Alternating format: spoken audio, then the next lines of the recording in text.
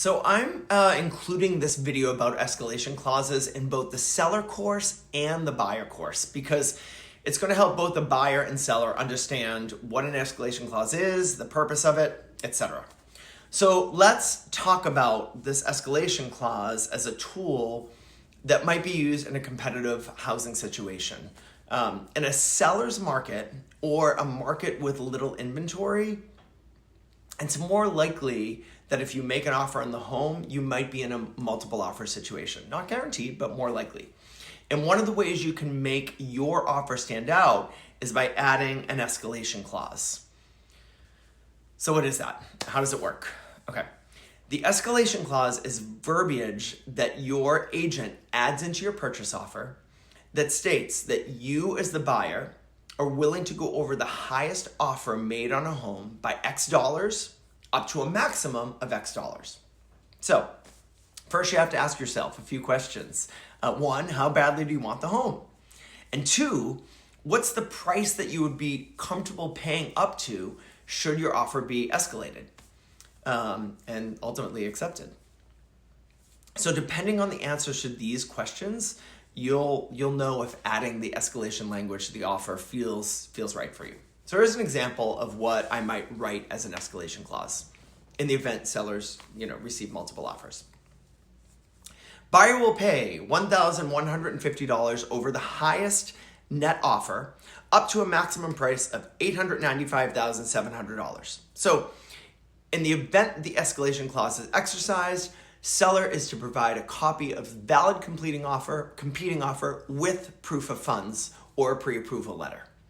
So in this scenario, the initial offer is the asking price of $875,000, but the buyer will go all the way up to $895,700 should there be a higher offer. So let's break this down into parts.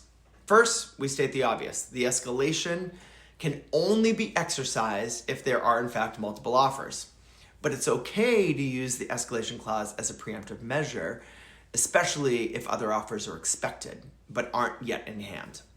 So next, let's look at this.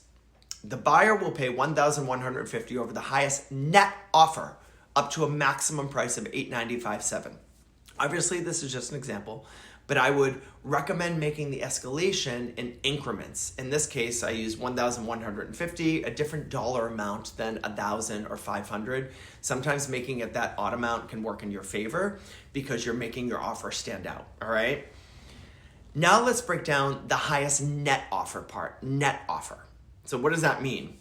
Another offer could come in at $885, but if that buyer is asking for the seller to pay $5,000 toward closing costs, then the actual net offer is $880. So in this scenario, our escalated offer would be against $880 and not $885. And that's an important distinction that can cost thousands of dollars if that word net is not included in the escalation clause, okay? Now let's look at the maximum purchase price of $895,700. It's not a requirement, but I like to make sure that the maximum price for the offers that I write is a multiple of the escalation increments. So in this case, $1,150 can be added 18 times to the maximum amount and makes it cleaner and easier for the seller to review it, all right? Lastly, let's check out the final verbiage. In the event the escalation clause is exercised, the seller is to provide a copy of the valid competing offer with proof of funds or pre-approval letter. Now, this is really important. So not only will the listing agent need to provide a copy of the highest offer with the confidential information blacked out, of course, but or a copy of the proof of funds or pre-approval letter is important because you as the buyer are expected to pay top dollar for the home. You want to make sure that the price is being driven up by a legitimate offer and not just, oh, hey, we got another offer for this. So there are several ways of wording these clauses, but this verbiage is clear, it's concise. More words don't always make it better. You want to have those parts in there so that you are guaranteed to have a better chance at getting the home. And if you're a seller, I hope this helped understand what the escalation clause might look like so that you can make a clear decision on it.